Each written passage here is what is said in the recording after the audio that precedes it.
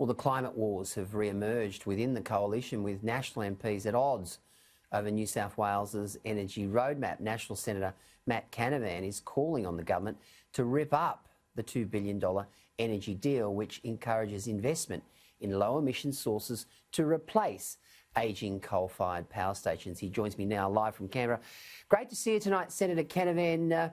Look, one of your colleagues, Barnaby Joyce, has referred to this as Pixieland economics. It's certainly created a stir within Conservative ranks, hasn't it? Yeah, look, just to explain to your viewers, Peter, last week the New South Wales government, without any warning, pushed through legislation that would provide massive subsidies to renewable energy investments by putting taxes on people's power bills.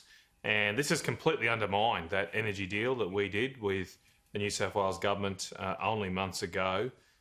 Since the passing of this legislation, we've seen electricity companies pull out of building gas-fired power stations, a coal-fired power station pull out of upgrading their power plant because they can see that, well, hang on, here we go, all the money is going to go to renewable energy and there's been no space for reliable, affordable power in the system. So, yes, I've called for us to rip up the deal with New South Wales, but the reality is it's dead already. It's dead on arrival now because the New South Wales government rushed this out. They didn't consult with the federal government. They didn't consult with electricity companies. It blindsided the likes of AGL and Origin Energy. And now we've got another mess in our energy system because we keep on going down this fruitless path of putting more and more into renewables. We are told that renewables are cheaper than coal, but if they were cheaper than coal, why does the New South Wales government have to put taxes on your power bills to pay off the investors in renewable energy? If they were cheaper, people would be investing in them. They'd be jumping out of buildings to invest in them because they'd be cheaper. They'd undercut the current price and they'd make a lot of money out of them. But this has just killed the myth of that. That's a myth.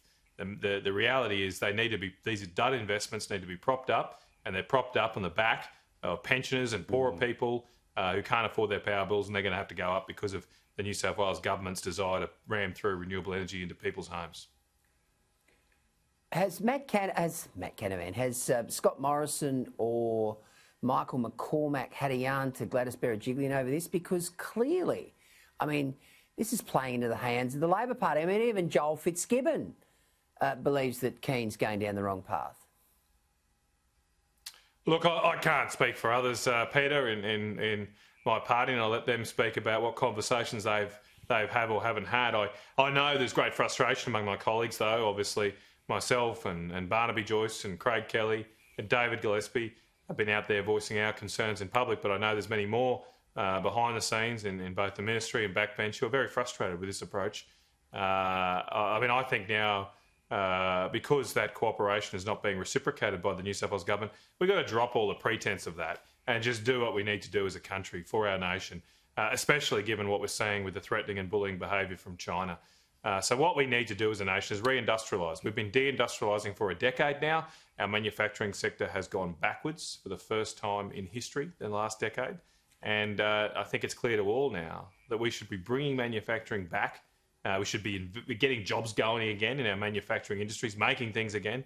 And we're not going to do that unless we use the natural resources we let other countries use, like our high-quality coal. So we should drop this plan to build a gas-fired power station in the world's best thermal coal basin in the Hunter Valley, and let's actually use the resource, the rich resource we have that we are blessed with, which is that thermal coal, and build a coal-fired power station there. I was told a few months ago when I raised this issue, when I pushed for it a few months ago, that, oh yeah, look, that makes sense, Matt, but the New South Wales government doesn't want to do it. Well, they're not cooperating with us anymore, so let's just get on with it. They can go down and build as much green, renewable energy stuff that doesn't work half the time, and we'll build something that actually can be on 95% of the time, can deliver cheap power, and can get factories going again in Australia. Well, it's interesting when New South Wales had those couple of big days, 40-degree days recently, 80% of the power was coming from coal-fired power stations. Now, you mentioned China. Look, there's been a lot of debate about this in the last sort of 72 hours. Where do we go with this mob? Clearly, they don't want anything to do with us. And yet we have so many trade alliances with them, whether it's iron ore, whether it's barley, whether it's lobsters, whether it's wine. I mean, obviously we have to diversify away from them, but that's not going to be as easy as it sounds. Oh, it's not going to be easy, Peter. It's going to be difficult. It's going to be painful for many businesses and those working in some industries, but there really is no other option. The only other option is we agree to some of the grievances that China has demanded. We change our policies on foreign investment review. We allow Huawei, a Chinese communist-owned telecommunications firm, to build the 5G network in Australia.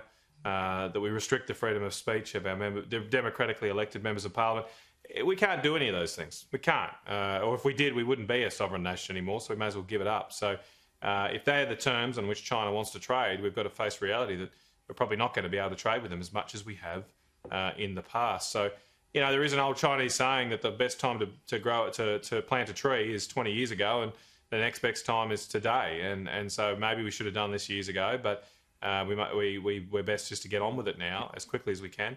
I mean, it's why I've been a big supporter of projects like Adani, the largest Indian investment in Australia by far. And thank God we got that going. Imagine if all the naysayers won that debate a year ago. We wouldn't have that outlet either. So we've got opportunities too. I mean, it is going to be difficult, as I said, but let's remember that 20 years ago we barely did any trade with China, and Australia was a pretty good place 20 years ago. I can remember it. We were doing okay, and we'll get through any transition, any painful transition to other countries, to other markets, because we've got such high quality products, Peter. Eventually we'll find buyers for it, but that can be difficult, obviously, in the short term. Of course we will. Was that Confucius came up with that saying about the tree? I don't want to say Confucius says, because I'm not sure if that's accurate, Peter. I don't know who said it. Maybe we'll find out who Google it was after the show. Yeah, all right, we'll find out who it is. Good to see you, Matt. You too, Peter. Have a good evening, mate. All right.